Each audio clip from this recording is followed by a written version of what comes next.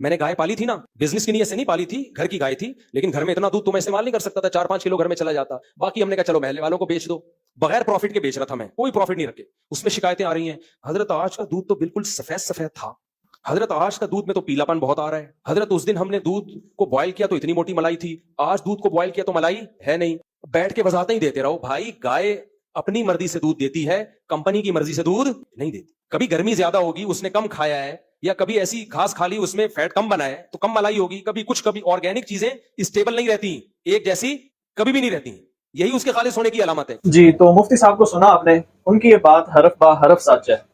ان کا تو اس بزنس سے تعلق نہیں ہے, لیکن یہ ہر اس دکاندار کی کہانی ہے جس کے پاس خالص دودھ تو ہے لیکن کسٹمر کا اعتماد اسے بالکل بھی حاصل نہیں ہے. ہم شروع دن سے کہہ رہے ہیں کہ ہمارے ملک میں ملاوٹ اتنی نہیں ہے جتنا ملاوٹ کا شور کیا جاتا ہے. دودھ صرف ہماری خوراک کا حصہ نہیں بلکہ یہ ڈیری سیکٹر کی ریڑھ کی ہڈی ہے جو اربوں روپے کی ڈیری انڈسٹری چلاتا ہے. اب اربوں خربوں کا ریونیو جنریٹ کرنے والی انڈسٹری کو چھوٹے کسانوں کے رحم و کرم پر چھوڑ دینا سرمایہ داروں اور صاحب اختیار لوگوں کو ہرگز بھی گوارا نہیں. وہ ہر وقت اس کوشش میں رہتے ہیں کہ کسی نہ کسی طرح اس سونے کی چڑیا پر قبضہ جمایا جا سکے. وہ دن رات سرگرم رہتے ہیں کہ کسی طرح سے یہ شعبہ کسانوں سے چھن کر ان کی جھولی میں چلا جائے. اس کے لیے وہ آپ کو کسانوں اور کھلے دودھ سے بدل کرنے کے لیے بے تحاشا پیسہ خرچ کرتے ہیں. کسانوں کو کسان مافیا اور کھلے دودھ کو ملاوٹ زدہ قرار دینے کے لیے میڈیا, صحافی اور ڈاکٹرز کو خریدتے ہیں اور اداروں کے اندر اپنے اثر و رسوخ کے ذریعے یہ بیانیہ بناتے ہیں کہ کسی طرح سے آپ کو یہ یقین دلا دیا جائے, آپ کو ثابت کر دیا جائے کہ 1 کلو دودھ بھی خالص نہیں مل سکتا. آپ کے ذہنوں سے کھیلتے ہیں اور کھلے دودھ کو سرے عام ضائع کرتے ہوئے ڈرامائی انداز میں دکھاتے ہیں. ہیڈ لائنز اور سرخیاں لگواتے ہیں, کسان مافیا, ملاوٹ مافیا, فلاں جگہ سے کیمیکل شدہ دودھ برآمد, اور فلاں کیمیکل سے دودھ تیار کرنے والی فیکٹریوں پر پلانٹڈ چھاپے ڈال کے آپ کے ذہنوں میں شکوک و شبہات اور سوالات ڈالنے کی کوشش کرتے ہیں خالص دودھ کے بارے میں, اور بدلے میں ڈبہ بند دودھ جو کہ ایک فارمولا آرٹیفیشل ملک ہوتا ہے اس کو خالص دودھ بنا کر پیش کرتے ہیں.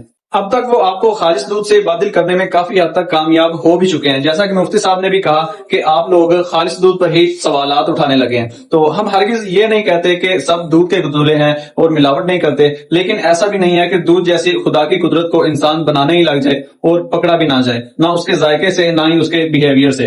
اور ایسا بھی نہیں ہے کہ دودھ کے پیداوار کے بعد سے چوتھے پانچویں بڑے ملک کا 90% دودھ ہی ملاوٹ زدہ قرار دے دیا جائے. دودھ کی بنیادی خصوصیات کے بارے میں تو سبھی جانتے ہیں کہ اس کو بوائل کرنے پر اس کے اوپر مناسب بلائی آتی ہے, گھی, مکھن, کھویا اور پنیر وغیرہ بنایا جا سکتا ہے. لیکن دودھ کی جو بلائی کی مقدار ہے, اس کا ذائقہ کیسا ہے, اسمیل کیسی ہے, تو اس پر وہ عوامل بہت زیادہ اثر انداز ہوتے ہیں کہ جانور کس ماحول میں رہ رہا ہے, کیا خوراک لے رہا ہے اور موسم کیسا ہے. یہ ڈائریکٹ اثر جانور کے ذریعے سے اس دودھ پر بھی, دودھ کی کوالٹی پر بھی ہوتا ہے. جیسا کہ ہمارے ہاں جب بچہ ماں کے دودھ پہ پل رہا ہوتا ہے تو ڈاکٹرز بہت ساری دعاؤں میں احتیاط کرتے ہیں اور ماں کو کچھ خوراک یا کچھ کھانے میں کچھ چیزیں